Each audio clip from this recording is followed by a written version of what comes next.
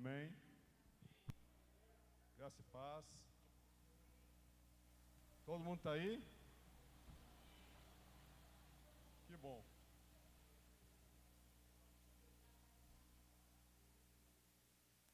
Amém. Se ficarmos em casa, não podemos desfrutar do que desfrutamos aqui hoje, né? Se estivermos em casa, os que estão em casa assistindo talvez não desfrutaram daquilo que nós desfrutamos. Por isso que é bom estar aqui. Por isso que é bom estarmos juntos. Por isso que é bom congregarmos. E assentarmos para ouvir a palavra também é muito bom. Amém? Então vamos assentar. Aí em nome de Jesus. As crianças com a tia Irene, tio Cássio. Se você é criança e quer estar na salinha, não perca a oportunidade. Ali você vai ser abençoado. Amém?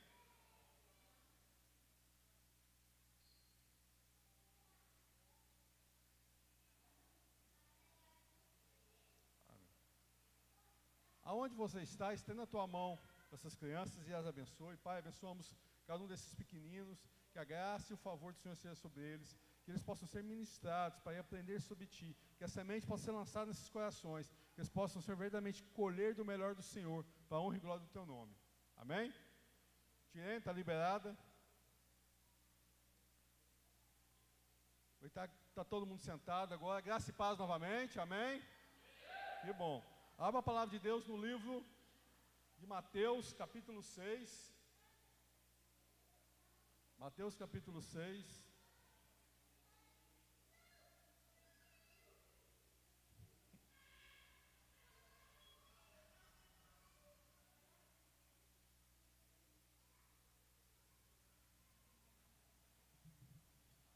Todos abriram? Encontraram aí? Mateus, capítulo 6. Eu estava em casa e falei, Senhor, o que eu vou ministrar hoje? Porque muitas vezes, da gente mesmo, a gente tem algumas coisas a falar.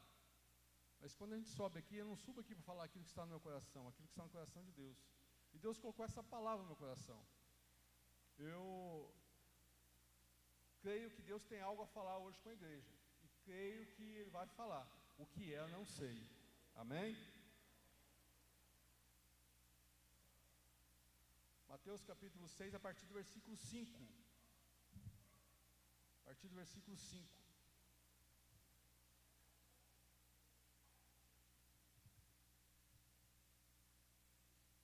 E, quando orares, não seja como os hipócritas, pois gostam de orar em pé, nas sinagogas e nas esquinas das ruas, para serem vistos pelos homens.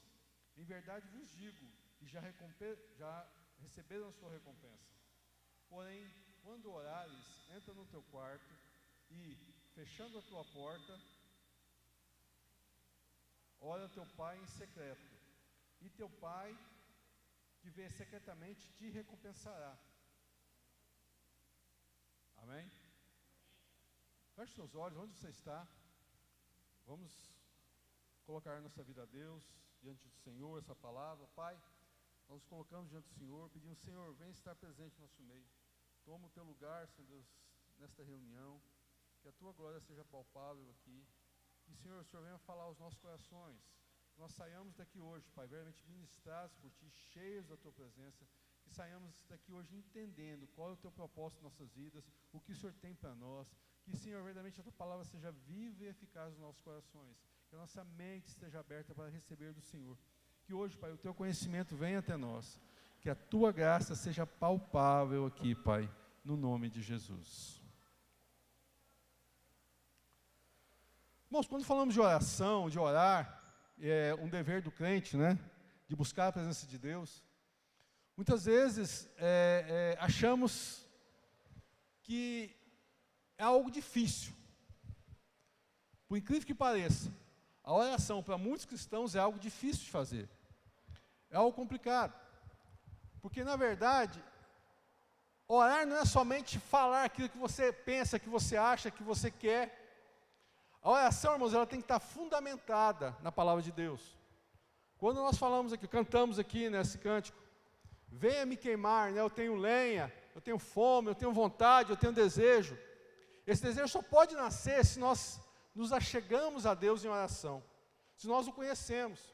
Porque adianta eu desejar algo que eu não conheço, eu buscar algo que eu não conheço, eu desejar ter algo que eu não sei o que é. E como eu vou saber isso? Buscando a Deus. Orando. E por incrível que pareça, muitas vezes não é um costume dos cristãos orar a Deus. Muitas vezes nós só oramos na necessidade básica, né? Amém. Nós só oramos na necessidade básica, no momento de aflição, no momento da angústia. Essa hora nós lembramos do Senhor. Mas a oração, irmãos, não é só nesse horário, não é só nesse momento. Ela não serve só para isso. A oração é o nosso dia a dia com Deus. Nós temos nosso dia a dia com as pessoas que estão ao nosso redor. Nós conversamos, mandamos mensagem para o WhatsApp, falamos aí, né, o dia todo, muitas vezes, com alguns, outros só em algum período, mas nós temos essa comunicação. E a oração é essa comunicação com Deus. Ah, pastor, você está explicando isso para a igreja? Sim, irmão, estou explicando isso para a igreja. Porque nós precisamos aprender a praticar isso. Se nós formos buscar na Bíblia a oração, tem vários trechos aqui, eu não pesquisei para dizer para vocês, tem tantos trechos falando de oração, tantos versículos falando de oração. Não. Mas nós vemos em toda a Bíblia esses momentos de oração.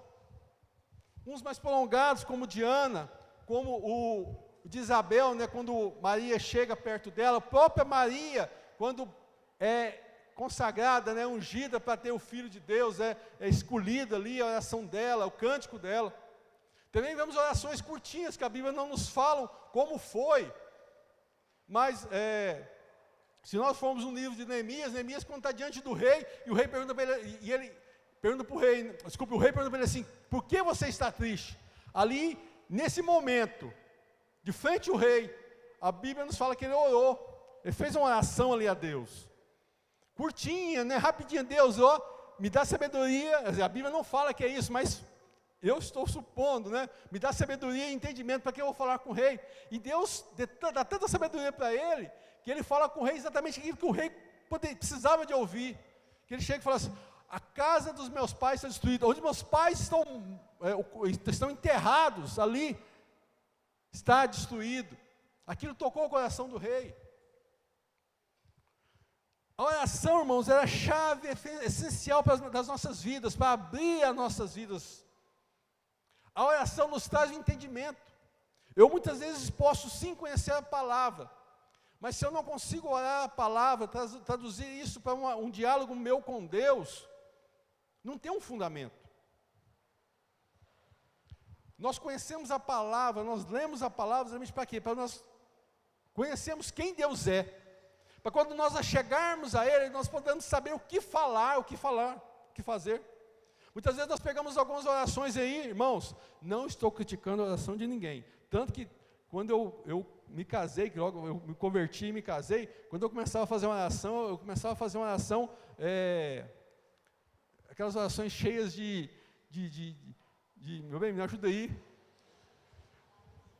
Não é religião, mas eu quero fazer cheia de coisas pomposas. E eu descobri que não é isso. Com o tempo eu descobri que não é isso. E de vez em quando, assim, quando eu estou assim, muito agoniado, angustiado, eu começo, Senhor Deus dos céus e da terra, Criador e tal. Não é que eles não possam fazer isso. Mas né, tem hora, irmãos, que o que você precisa é verdadeiramente estar diante do Pai. Estar diante do Pai, não é essa coisa toda, essa que vai te levar aos pés do Pai. Tem dias sim que você precisa glorificar a Deus, e levar Ele aos céus lá, né? Ele já está lá, mas eu quero dizer assim, com as nossas orações, com as nossas palavras, Ele precisa entender que você o reconhece como Senhor. Mas tem hora, irmão, que é Pai, é você deitar no colo dele e falar, Deus, agora eu não estou contando nem de conversar direito. O que eu preciso, Deus, é chorar. A palavra até nos fala de uma parábola que Jesus conta, que foi um fariseu e um publicano diante do templo. E lá o publicano, que era um religioso da época, levanta a mão e fala, eu sou um religioso, eu entrego os meus dízimos, eu oro 2 vezes por dia, e fala lá, e eu sou isso, eu não sou igual a esse aqui. que ele, quando chega diante de Deus, né, fala: Senhor, eu sou miserável, eu não posso estar diante da tua presença, mas eu quero a tua presença. Aquele cobrador de imposto lá, aquele homem que tinha um coração, que entendeu que precisava de Deus, não aquele que achava que era Deus, né? O fariseu muitas vezes acha que é Deus, né? Acharia que era Deus. O cobrador de imposto falou: não, Deus, eu não sou nada, mas eu preciso de Ti. O que muitas vezes nós precisamos é isso, irmãos. Porque muitas vezes, eu poderia dizer algo para vocês assim, que a Bíblia nos fala em vários textos assim, que vocês não recebem porque não sabem pedir. Oséias nos fala isso. Vocês não recebem porque vocês não sabem pedir. Malaquias fala isso. Vocês não recebem porque vocês não sabem pedir. Mas hoje, na nova aliança, irmãos, o que nós precisamos entender é que nós precisamos aprender a pedir. Aquela época, o povo deles não tinha tanta consciência como nós temos hoje. Ele não tinha aquela liberdade que nós temos hoje. O Deus que aquele povo conhecia era um Deus que ficava distante. Hoje nós conhecemos um Deus que está do nosso lado, que está dentro de nós.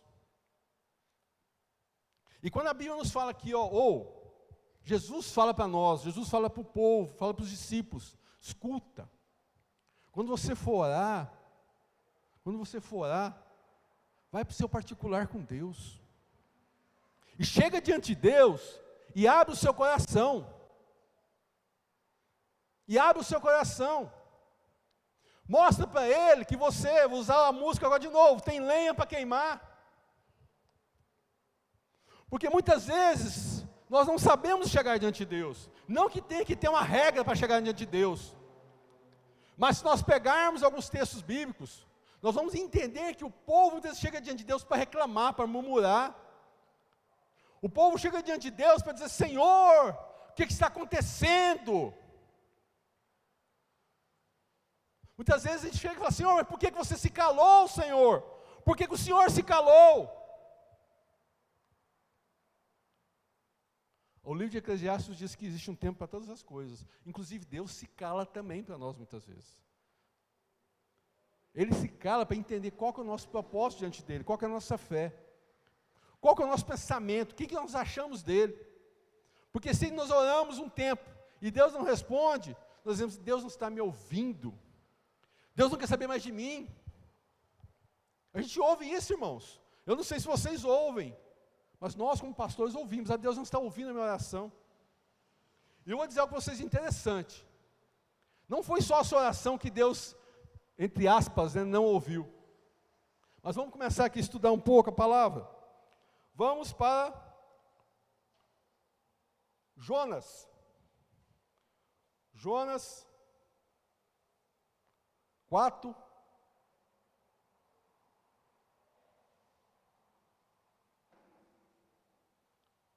Versículo 2. Vocês conhecem a história de Jonas. Deus manda ele pegar em Nínive, ele capa o gato, né, vaza. Deus fala: não, senhor, volta. Não preciso contar a história de Jonas, que a baleia engoliu ele, né? A baleia não, desculpa, o peixe. Irmãos, eu vou falar, abre um parênteses aqui. Eu estava conversando com o Cássio ali atrás, conversando com quem esses dias sobre isso também. Não, aqui no dia nós estávamos falando sobre dos casais, sexta-feira. Nós precisamos conhecer a Bíblia. Entenda, você precisa ler a Bíblia. Ouvir o que os outros falam, que muitas vezes nós pregadores erramos, você. Muitas vezes nós erramos. E erramos por um pouco de empolgação, um pouco por não conhecer a fundo. E nós estávamos aqui sexta-feira de reunião dos casais falando sobre Abraão e Sarai, né, na verdade. E começamos, o dia que eu estava estudando o texto, eu falei: bem, olha isso aqui, comecei a mostrar para minha esposa algumas coisas, que a gente acha, porque ouviu alguém contar uma historinha, ouviu alguém falar, que aquilo é verdade. Eu estava conversando com o Cássio agora mesmo atrás sobre isso. Eu falei: Cássio, o Saulo caiu do cavalo? Saulo caiu do cavalo? Lá indo para Jerusalém, isso mesmo, indo para Jerusalém. Paulo caiu do cavalo? Não! Mas a vida inteira eu ouvi falar que Paulo caiu do cavalo. Aí um dia você lê e fala, peraí, Paulo não caiu do cavalo. E assim, irmãos, tem vários outros trechos que a gente ouve falar uma história, o povo falando para nós, contando história ou pregando, mas que na verdade não é. O conhecer a Bíblia te leva a entender essas situações. Dizer assim, opa, está errado. A palavra nos fala que se nós conhecermos a palavra, nós vamos crescer. E o povo perece porque lhe falta conhecimento. Então, Jonas não foi engolido por uma baleia, foi engolido por um peixe. Amém? Se alguém falar um dia, você fala, olha, não sei se foi uma baleia não. Eu sei que foi um animal marinho lá, não sei qual. E Jonas orou, né? E orou ao Senhor Jonas, né?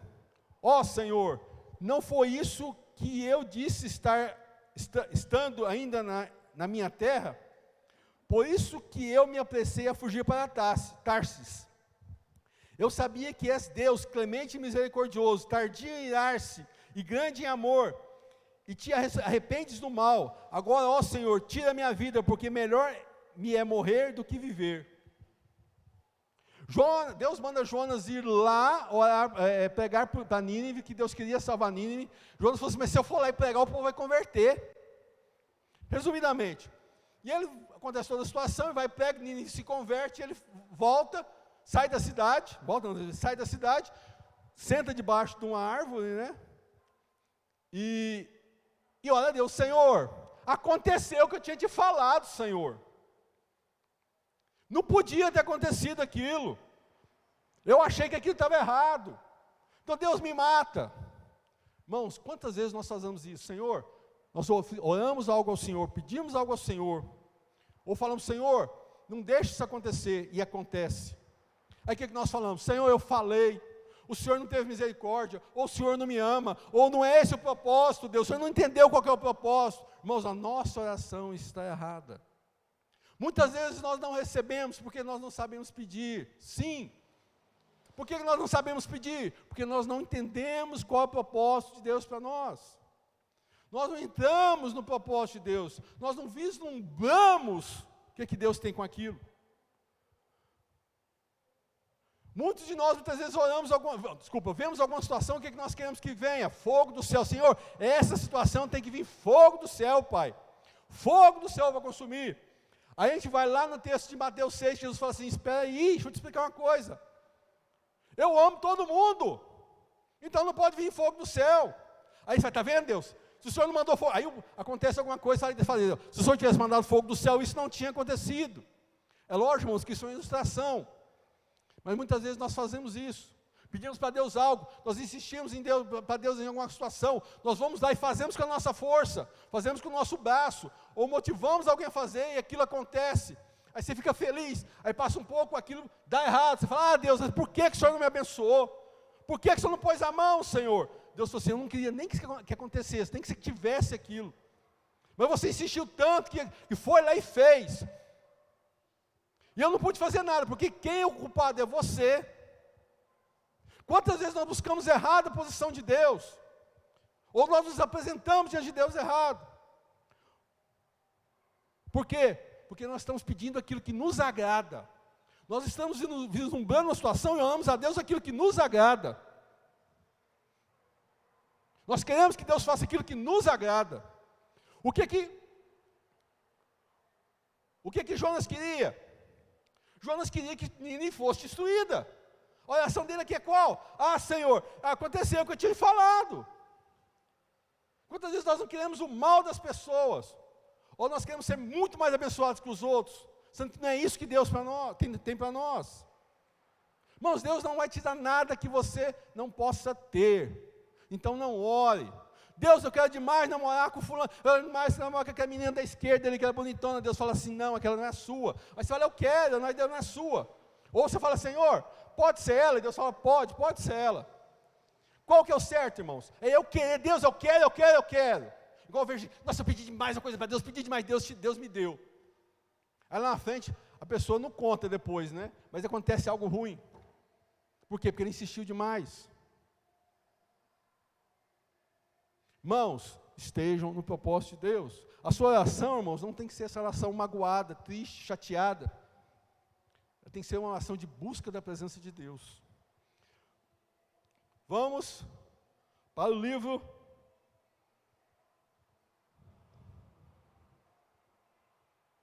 Primeira Reis 19.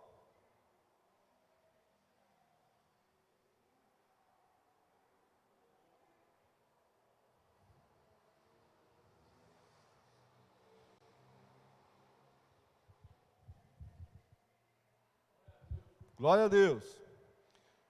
Aqui Elias enfrentou os 450 profetas de Baal e Jezabel vem e ameaça ele, e ele vaza para o deserto. A partir do versículo 4, ele mesmo, porém, foi ao deserto, caminhou por um dia, chegou, assentou-se debaixo de um zimbro, e pediu para si a morte, dizendo: já basta, ó Senhor, toma agora a minha vida, pois não sou melhor do que os meus pais. Quantas vezes, irmãos, estamos passando uma situação, nós sentamos no chão, nós olhamos para o céu e dizemos: Senhor, me mata, porque para mim nada mais tem graça nessa vida. Eu conheço uma senhora, que ela teve 4 filhos, separou do marido, só tinha os 4 filhos, eram tudo adultos, e ela perdeu os 4 filhos, ela tem hoje 65 anos mais ou menos, e ela perdeu os 4 filhos dela morreram, os 4, ela virou para mim e falou assim, ela me tem como um amigo, não como pastor, ela falou: Robson, eu quase desesperei, eu quase morri,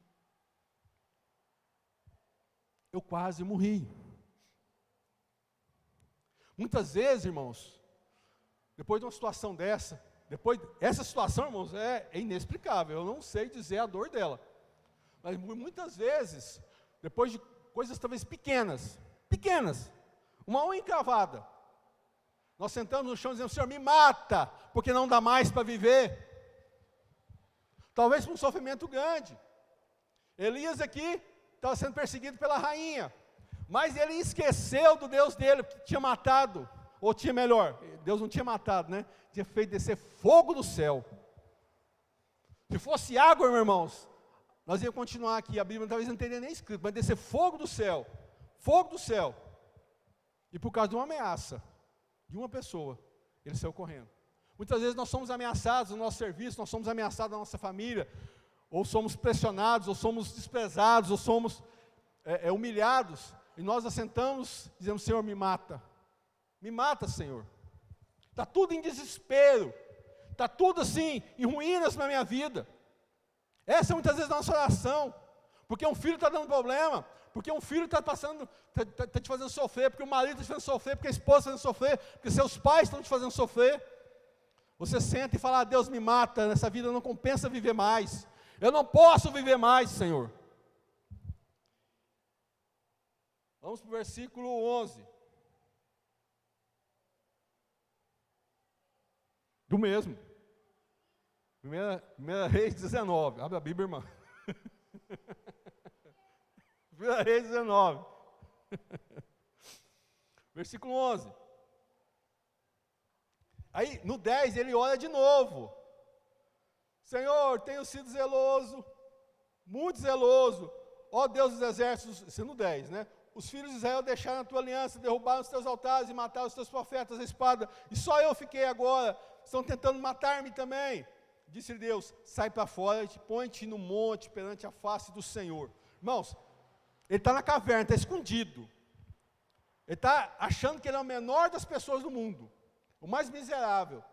Deus fala: sai daí, sai da onde você está, eu quero falar com você. Você entendeu?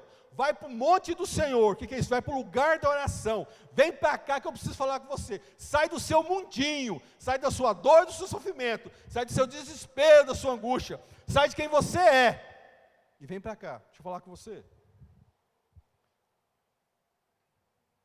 Põe-te no monte perante a face do Senhor, pois Ele vai passar, o Senhor vai passar. Então, presta atenção nisso, irmãos, isso aqui toca muito meu coração. Então, grande e forte vento fendeu os montes e despedaçou as penhas diante do Senhor. Mas o Senhor não estava no vento.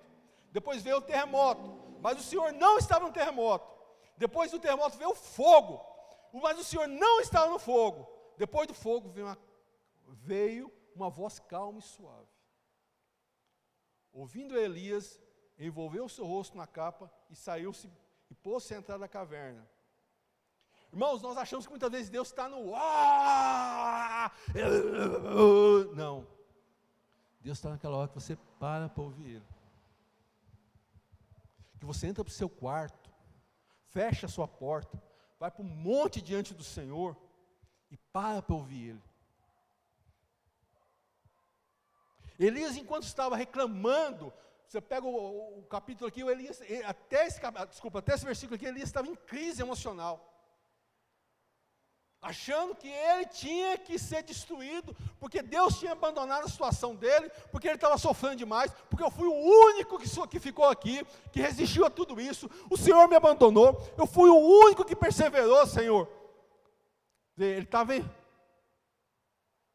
raivoso, desesperado, angustiado. Bem-vindo, viu? Bem-vindo, essa casa é sua, tá? Bem-vindo, essa casa é sua. Muitas vezes nós somos isso, cheios de razão. Porque Deus, Senhor, eu estou sendo judiado naquele lugar, eu estou sendo humilhado, Senhor, eu estou sendo pisoteado, judiaram de mim, Senhor, me maltrataram. Deus falou, vem para cá, vem para a oração, senta aqui, né? Senta aqui, deixa eu te falar, não precisa gritar não. Aí vamos aquela velha história, né? Dizem que os judeus falam isso, né? Por que o povo grita? Deus não é surdo. Deus fala aqui, ó, vamos conversar? Você gosta de quando as pessoas gritam com você quando está conversando? É sério, irmãos, eu não gosto. Deus fala, vem cá, vamos conversar. O que Deus falou para Elias aqui? O que a Bíblia fala aqui com relação a Elias nessa hora? Que não foi naquele alvoroço que Deus estava no silêncio, na calmaria. Jesus, quando está no barco e vem toda a tempestade, o que ele faz? Acalma a tempestade. Para que haja paz. Onde Deus está, irmãos, tem que haver paz. Não é shalom, não é shalom, Deus shalom. Deus de paz. Ele é um Deus de guerra, sim. Mas entenda, no momento da sua oração, no momento do seu buscar a presença dEle, no momento de você conhecer a Ele, é o seu momento de paz. Ele guerreia por você, Ele te levanta nas horas certas para fazer as coisas certas, mas depois que você aprender a conhecê-lo. Porque não tem como eu guerrear, se eu não conheço o meu general, não conheço as ordens do meu general, não sei quais são as estratégias dele. Como é que eu vou guerrear? Chega aqui, eu estou assistindo um filme que chama A Guerra do Amanhã, né? Acho que é esse mesmo, A Guerra do Amanhã. Eu parei de assistir o filme porque eu entrei em crise emocional, eu falei, não tem lógica.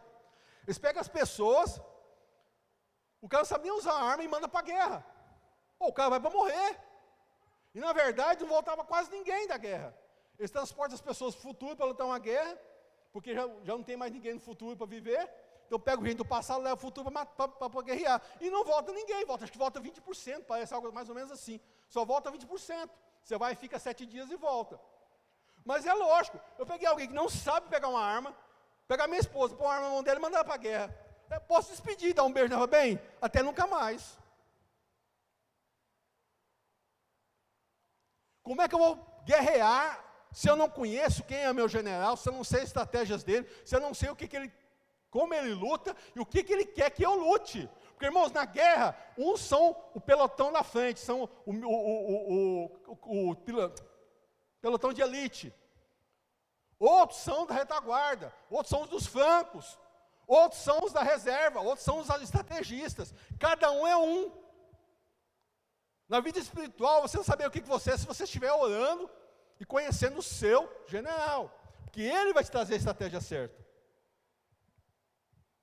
Qual que é a estratégia, Elias? Quebrar o pau. Deus falou, peraí, calma, acalma seu coração.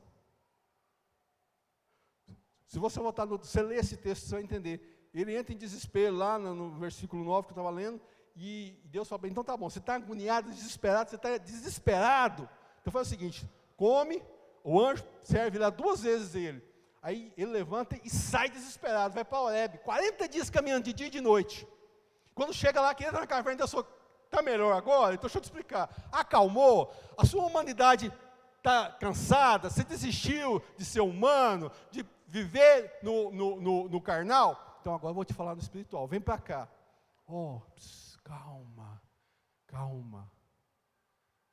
Eu vou te dar a estratégia certa, o jeito certo de se agir. Eu estava vendo sobre um sniper, que ele matou um general coreano. Coreano não, desculpa, japonês. Na Segunda Guerra, japonês. Você sabe como é que ele matou? Eles deixaram ele num lugar, e ele levou 3 dias e 3 noites, rastejando, até chegar no lugar certo, na hora certa, o general saiu, espreguiçou e meteu a bala no general. Matou. Acabou com aquela situação da guerra. Estratégia. Deus nos ensina a lutar com estratégia. Deus é um Deus de estratégias. E a estratégia, irmão, muitas vezes, é assim. Calma, vamos sentar e achar o que precisa ser feito. Aonde você encaixa? É isso que Deus quer.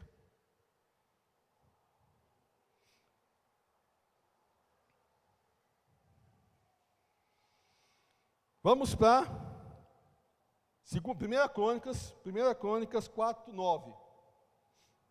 1 Crônicas 4:9.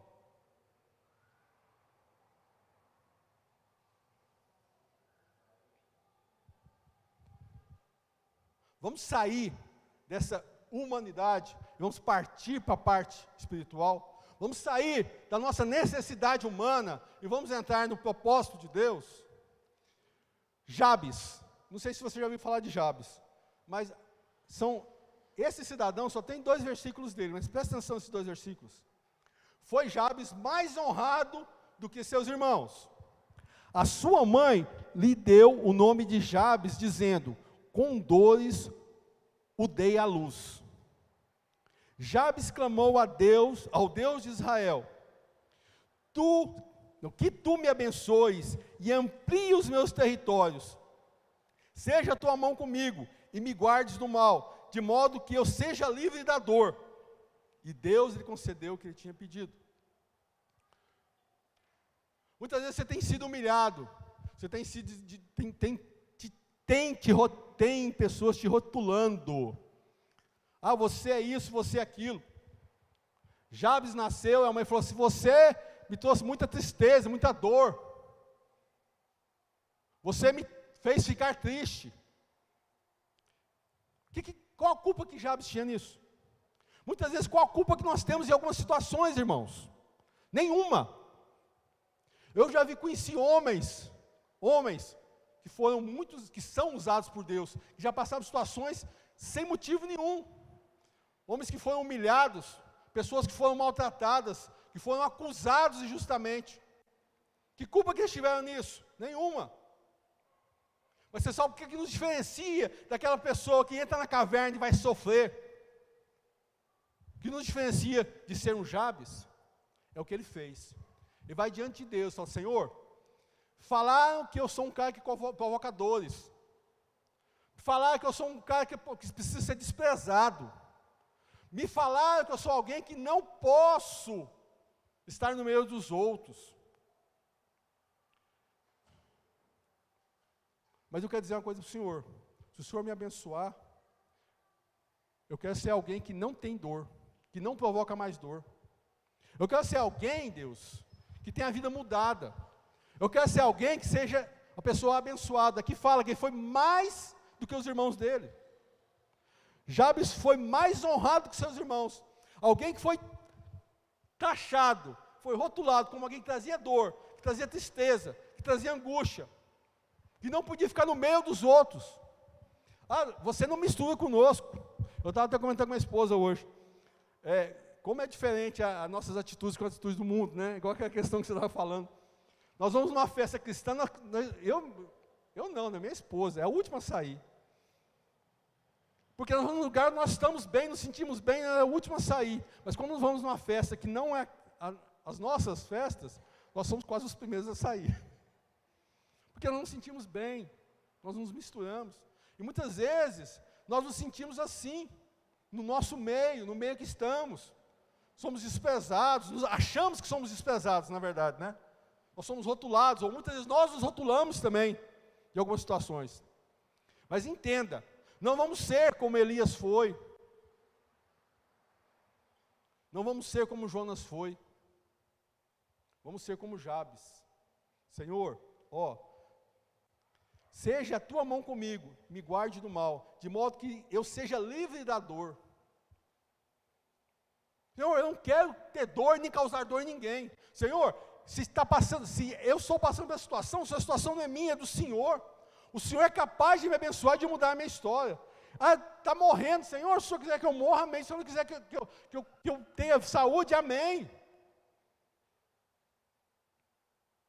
Eu não consegui isso, eu não consegui aquilo, amém.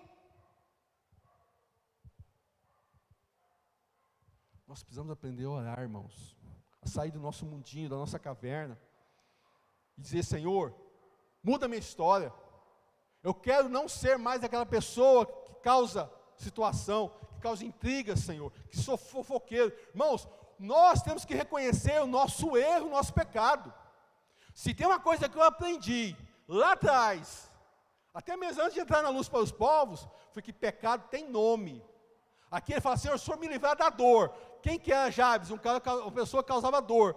Então, peraí, pecado tem nome, situações têm nome. Senhor, infelizmente eu sou fofoqueiro, mas eu quero mudar essa história. Eu quero ser alguém que leva a mensagem de paz, não a fofoca. Senhor, eu sou alguém que sabe criticar demais. Eu era alguém que criticava demais a conta dos outros.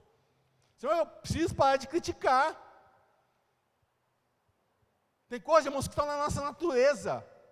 E quem muda essa natureza é Deus. Mas se você não reconhecer, o que Deus vai mudar? Não, vou mudar meu filho aqui. Eu percebi uma coisa, eu preguei esses dias para homens. E, irmãos, eu estava procurando algo na Bíblia e eu fiquei encabulado. Sempre quando Deus ia curar uma mulher, Ele não perguntava. Ele já ia muitas vezes e curava. Mas o homem, ele sempre perguntava. O cego de Jericó, tem vários aqui, mas todos que Jesus curou, que eu me lembro na Bíblia, ele perguntou, o que você quer? Para a mulher não precisou perguntar, a mulher chegava e falava e já. Nós homens temos dificuldade de nos expressarmos, e principalmente na oração, nós precisamos aprender a fazer isso, precisamos aprender a reconhecer. Nós somos duros, não, mas eu não posso falar que eu sou isso, que eu sou aquilo, porque eu sou homem, não, irmãos. Ou a nossa natureza às vezes não permite, você tem que aprender a falar, aprender a pedir perdão, a reconhecer seus erros e dizer assim, isso é um erro. Eu pego um pouquinho dos outros, é um erro, pede perdão, reconheça, Senhor, não sou mais, me livra disso. Eu sou alguém que critica demais os outros, Senhor, me livra disso. Eu sou alguém que amaldiçoa, sou alguém que xinga, Senhor, me livra disso. Mas reconheça o seu erro diante de Deus, reconheça a falha, reconheça a questão, o problema diante de Deus, que Ele vai mudar a sua história. Aqui fala que Jabes foi melhor, foi muito mais abençoado, foi o cara perto dos irmãos dele. Por quê? Porque ele reconheceu e foi para diante de Deus. Muitas vezes somos abençoados e achamos que estamos sendo abençoados, que nossa vida está boa. Não, irmãos, uma hora a coisa vai pesar. Vou te dizer algo. O que você faz na sua vida, ela pode trazer benefícios ou malefícios. Eu costumo dizer assim, no meu jeitinho simples de falar, o que você faz na sua vida, o preço quem paga é você. O preço quem paga é você. Entenda, o que você faz, que é inerente a você. Pode até atingir outras pessoas, pode até salpicar outras pessoas, mas diretamente vai em você. Então, se você não reconhece, as outras pessoas talvez vão sentir, mas o mais prejudicado é você. Sua questão, seu problema, o único prejudicado é você. Só você que vai sentir isso. Isso vai te arrastar por muito tempo. Isso vai causar o dano em você e em você. Pode, você pode, mas a dor, a marca, a situação vai ficar em você. Então você precisa caminhar para mudar a sua história, precisa tomar atitude para mudar a sua história. Não é só, Senhor, me muda, porque você sabe os meus defeitos. Tá, eu sei, mas qual que é os seus defeitos? Põe para fora. Reconhece. Toma uma atitude. Se posicione. Opa! Deu um pulo aqui, ó. Aí a história vai mudar. Eu quero ver vocês dizer assim, ó. Sou mais honrado com meus irmãos, porque Deus me abençoou. Mas você só vai poder dizer isso, se a palavra estiver certa, né? Que eu acredito que esteja, se você reconhecer as suas falhas. Amém?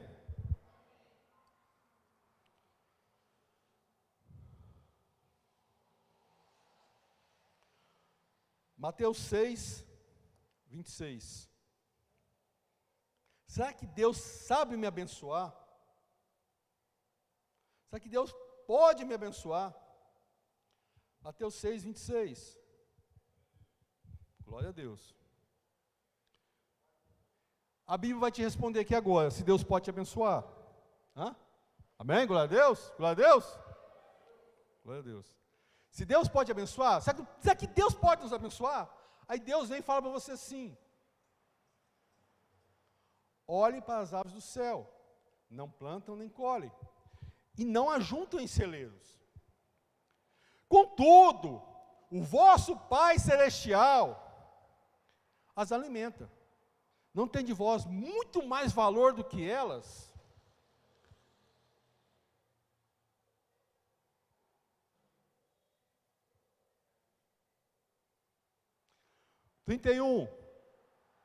Portanto, não andeis ansiosos, dizendo, que comeremos, que beberemos, ou com que vestiremos?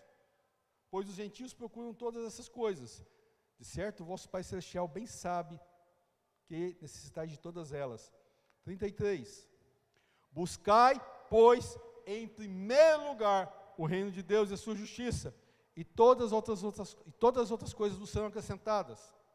Irmãos, só o 33 aqui já dá uma pregação de mais de hora. Buscai primeiro o reino de Deus e sua justiça. Deus tem sido o primeiro?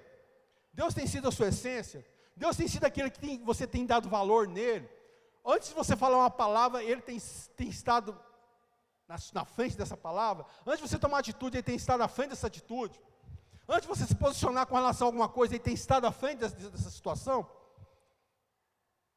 Deus tem estado à frente de qualquer coisa que você faz? Irmãos, eu tenho tentado fazer alguma coisa. O meu levantar e o meu deitar tem sido primeiro a Deus. Antes de eu deitar, eu faço uma oração. E antes de levantar, ou assim que eu levanto, né? Não faço deitado, eu faço uma oração. Eu tenho tentado entregar a minha primícia do sono a Deus e a minha primícia do meu levantar diante de Deus. Preciso fazer muitas outras coisas, preciso na minha vida para que Deus tenha primazia, preciso. Mas eu tenho tentado fazer alguma coisa, e nós precisamos aprender a fazer isso. Buscai primeiro o reino de Deus e a sua justiça. O que é justiça? É saber o que pode ser, o que você pode ter. Vamos entender por justiça. Então Deus agora vai castigar os meus inimigos, vai fazer. Não, irmãos, a justiça aqui é para você. Então, peraí, o que é justiça? O que eu tenho direito? O que é inerente a mim? O que eu posso? Muitas vezes nós não podemos, mas nós queremos.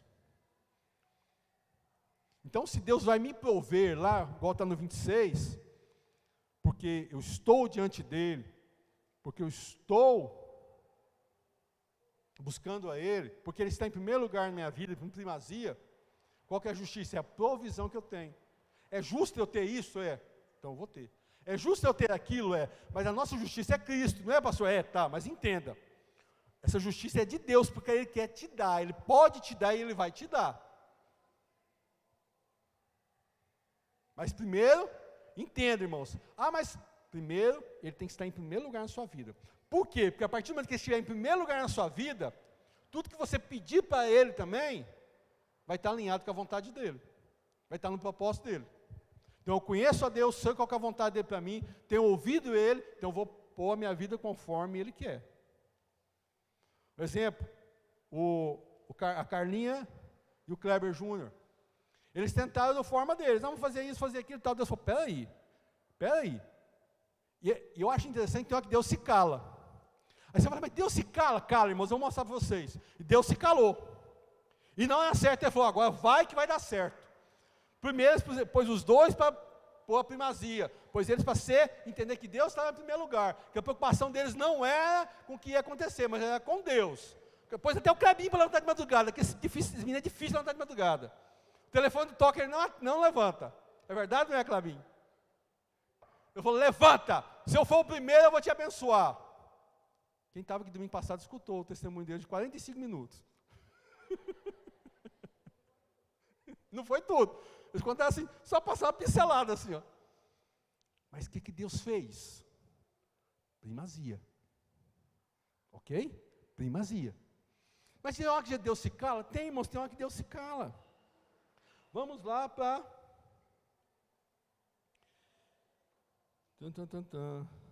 Mateus 26. Mateus 26.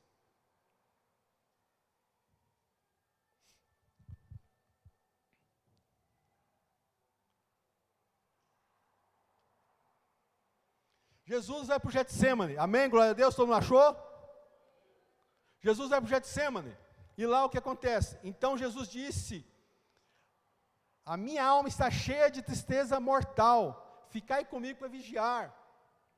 Indo um pouco adiante, prostrou-se sobre o seu rosto, orando e dizendo, meu Pai, se possível, passe de mim esse cálice, todavia não seja como eu quero, mas como tu queres. Aí vai para 42, ele de novo, vai lá, indo pela segunda vez, orou dizendo, meu Pai, se este cálice não pode passar de mim, sem que eu beba, faça a tua vontade. Versículo 44, deixou-os novamente e foi orar pela terceira vez, dizendo as mesmas palavras. Deus respondeu? Ele não teve que ir para a cruz? Aqui fala da humanidade de Jesus, de ser humano, de carne e sangue. A vontade dele, acho que se fosse nós, ele fala, vamos ver, né, eu estou esperando, tu não vai falar não? Mas mesmo que a humanidade venha, que o sofrimento venha, você tem que reconhecer, se essa é a vontade de Deus, vamos. Mas Deus se calou, mas você sabe qual que é a vontade de Deus? Vai, se você não sabe, faça igual Abraão, espera. Vai para um lugar que eu vou te mostrar. Chegou lá, fica quieto aí. Mas o que muitas vezes nós fazemos? O que Abraão fez? Abraão estava lá, veio a fome. Isso aqui é fome emocional, fome espiritual até. Querendo algo de Deus. Abraão estava lá, veio a fome na terra que ele estava, na terra de Canaã. O que ele fez? Egito. Para ir para o Egito ele teve que mentir, teve que enganar, teve que fazer um monte de coisa. Quase morre, quase perde a mulher. E Deus não tem misericórdia. E o que Deus faz com nós muitas vezes? Tem misericórdia, porque Deus se cala e fala, fica quieto. E nós queremos o quê? Não, tem que fazer. Não, a minha ansiedade, pastor, eu sou ansioso, eu preciso responder, Deus precisa falar, Deus precisa fazer. Gente, se Deus não fizesse, Deus pode me ouvir. Eu preciso orar. Pastor, ora por mim, pastor, Deus calou. Talvez Deus quer falar. Porque você não para ouvir. Talvez o seu desespero é tão grande de ter a sua resposta, aí Deus responde. Não, meu filho, não é a hora, não é Deus, porque chegou a hora, chegou o momento, vai descer fogo do céu. Irmãos, tudo tem a hora. Se você escutar e entender, tudo tem a hora. Deus não tarda, Deus não falha, Deus não é homem para que minta, nem filho do homem para que deixe cumprir o que ele prometeu. Ele vai falar, só que você tem que parar para escutar. E a ansiedade do homem não permite muitas vezes que nós o ouçamos. Tem um trecho que está em Oséias 2,14, se não me engano, 2,15. Esse trecho, irmãos, esse versículo me levou por muitos anos na minha vida.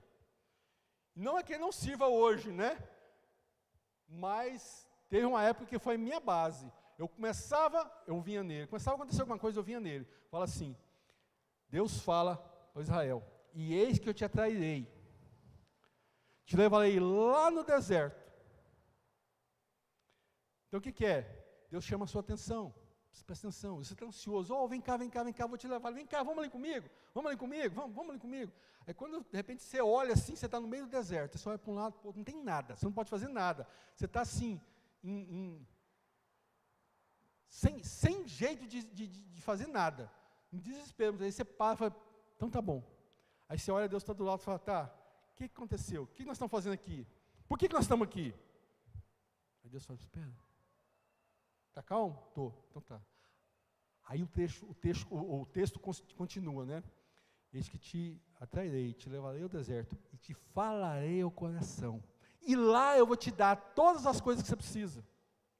Depois vocês leiam. Oséias 2, acho que é 14 e 15. Mas o que Deus teve que fazer com o cidadão, com Israel naquela época? Levar ele para uma situação onde ele não tinha mais esperança. Onde ele não tinha mais esperança. E o que muitas vezes nós precisamos é disso. Infelizmente nós precisamos ser levados para o deserto, para ouvir de Deus. O que nós queremos fazer. Não, Deus, eu vou te dar uma força. Senhor, eu vou te ajudar, o Senhor não está entendendo.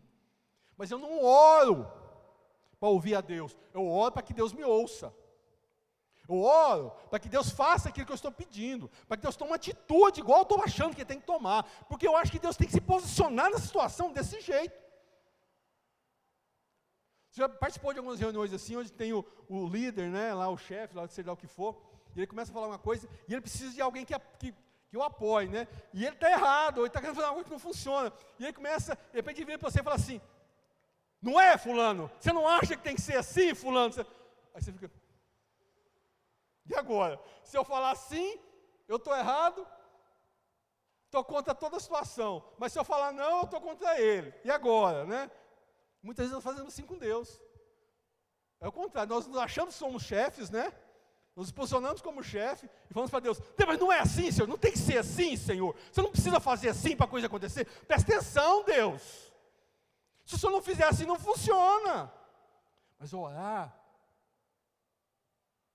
para saber qual que é a vontade de Deus, nós não fazemos. Para pôr Deus em primazia, nós não fazemos. Porque nós queremos nos posicionar. Irmãos, eu estou atrasado. Mateus, vamos para Mateus 6, 9. 6, 9.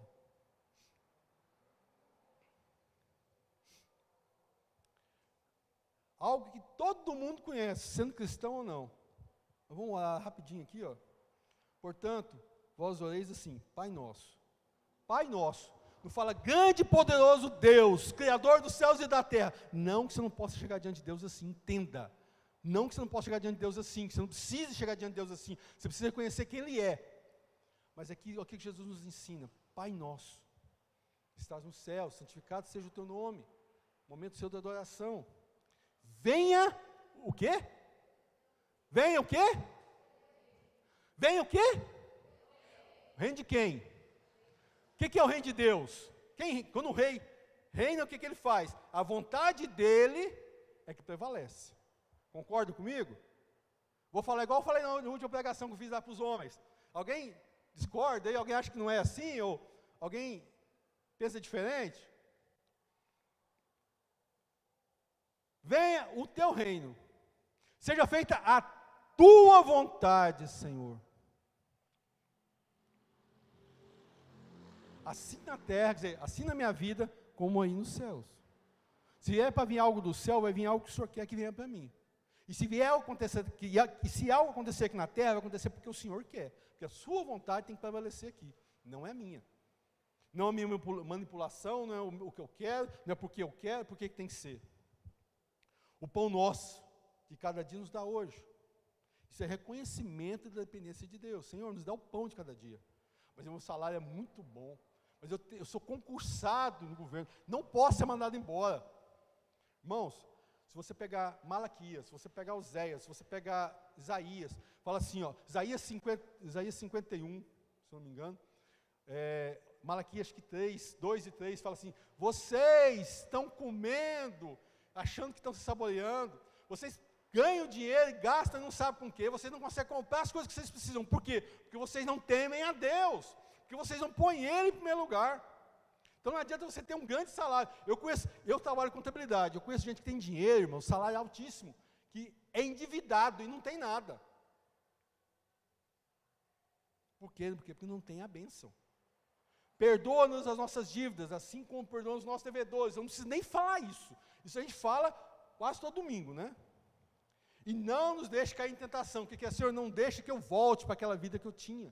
Senhor, não deixe que eu passe a ser novamente aquilo que eu era, porque o Senhor me abençoou, porque o Senhor está me dando aquilo que eu preciso, Senhor. Então não me deixe voltar para lá, porque teu é o reino, o poder e agora para sempre, amém. Quer dizer, o Senhor vai reinar sobre a minha vida, o Senhor vai ter o poder sobre a minha vida, e o Senhor vai ser tudo para mim. Irmãos, depois que Deus for tudo isso, acabou.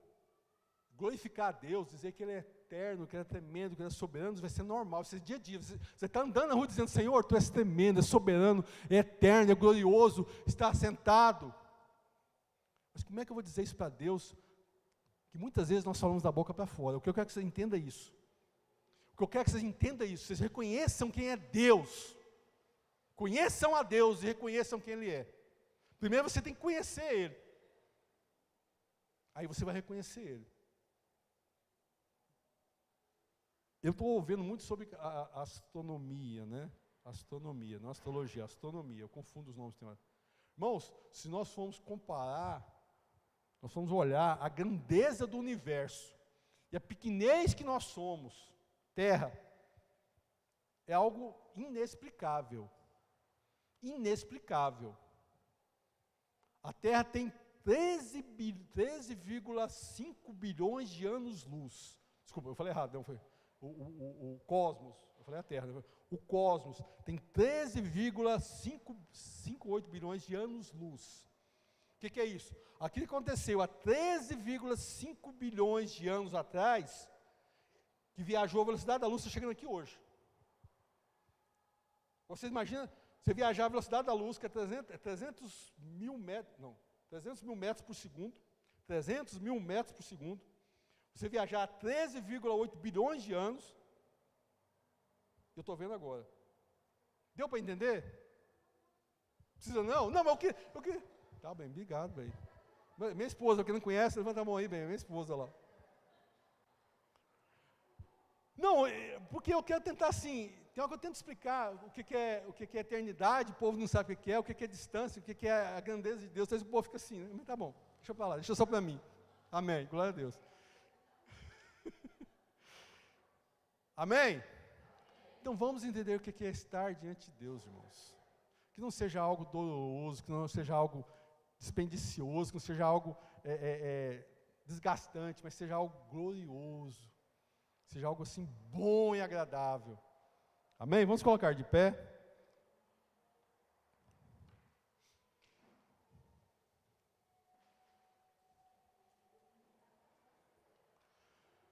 Que verdadeiramente nós possamos falar, Senhor, quero te conhecer. É uma música boa de cantar. Quero te conhecer. Preciso te conhecer. Tem uma música que é intimidade, aquela música é linda demais. Eu não tenho jeito de tocar ela. Que ela fala assim, eu quero deitar no seu colo, eu quero calçar as suas chinelas, eu quero vestir a sua camisa. Isso é falando para Jesus.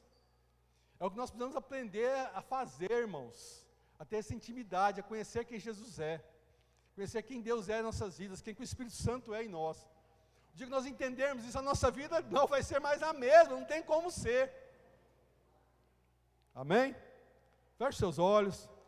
Esteja nessa hora colocando a sua vida diante do Senhor e fala, Senhor, eu preciso te conhecer.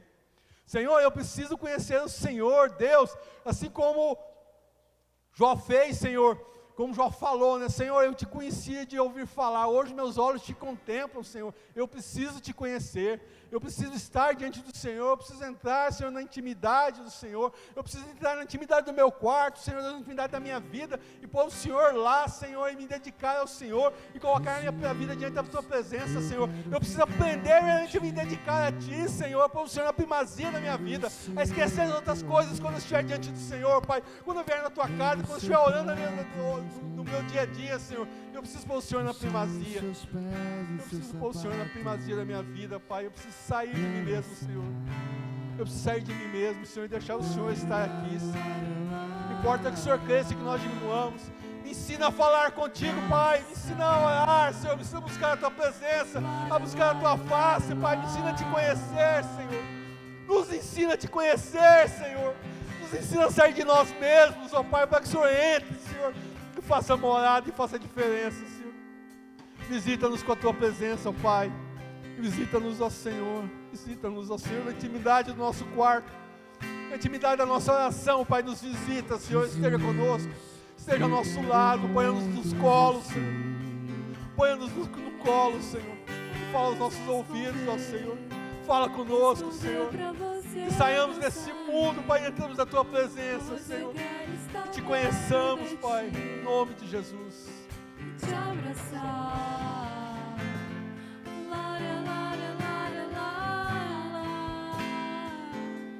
E te abraçar.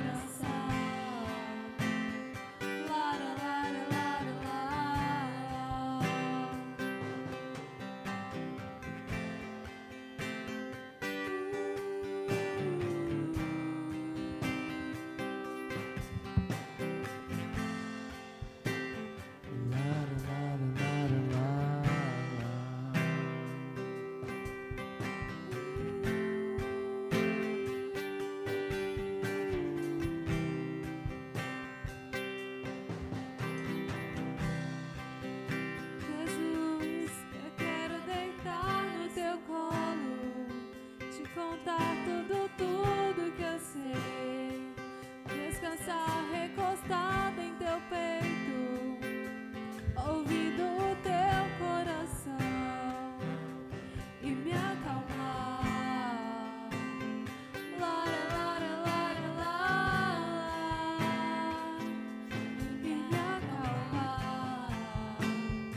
Lara, lara, lara, lara, quero te abraçar.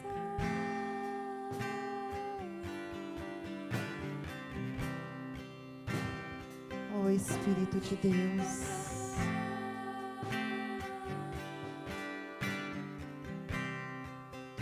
Espírito de Deus,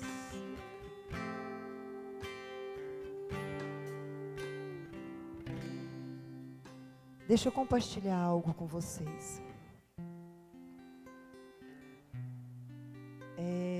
Essa ministração de hoje, ela é o ápice para alcançar a vida de intimidade com Deus.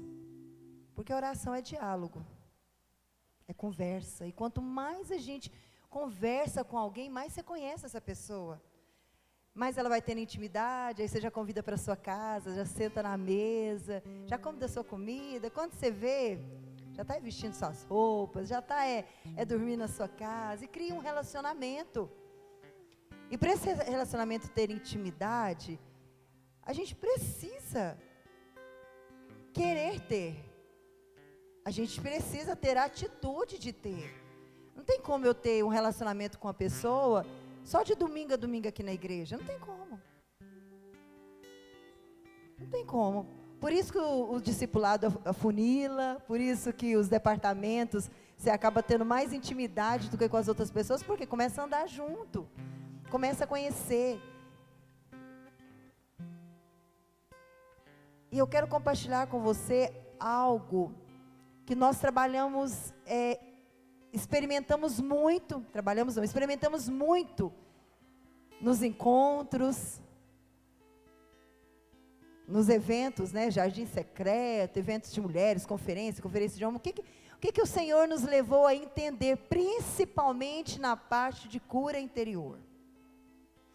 Que muitos de nós não conseguimos ter uma vida de oração com Deus, falar com Deus, deitar no colo. Quantos aqui entenderam a letra dessa música?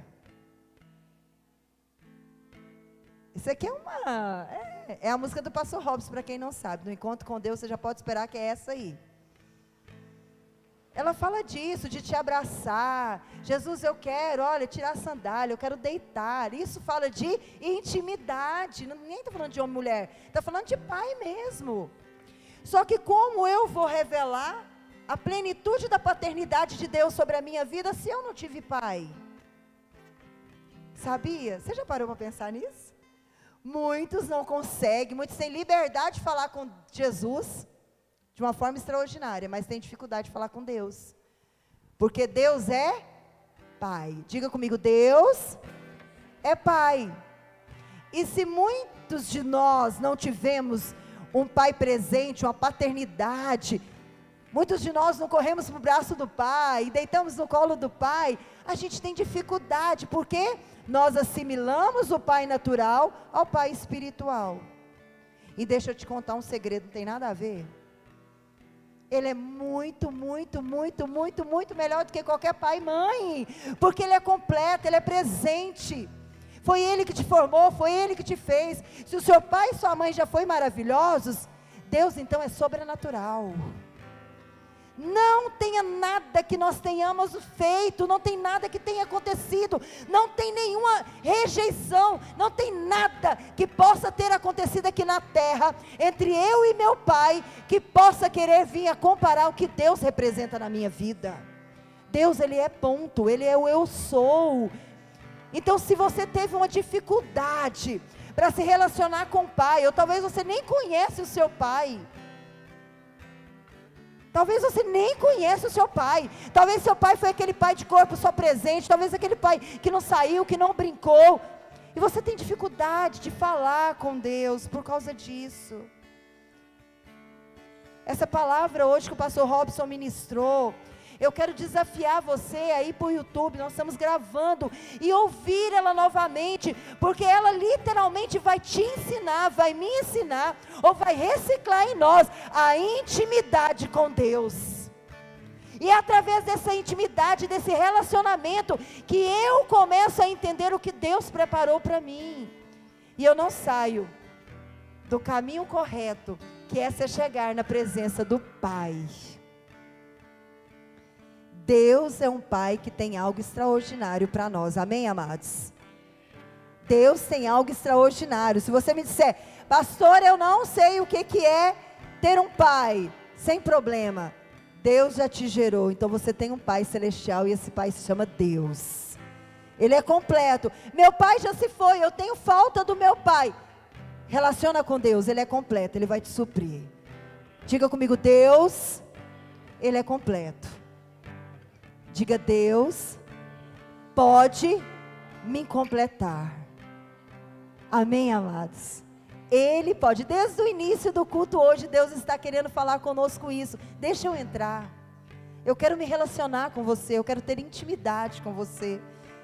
Tem graveto aí? Deixa eu acender a chama. Não tem nenhum? Tudo bem. Pegue emprestado com o irmão.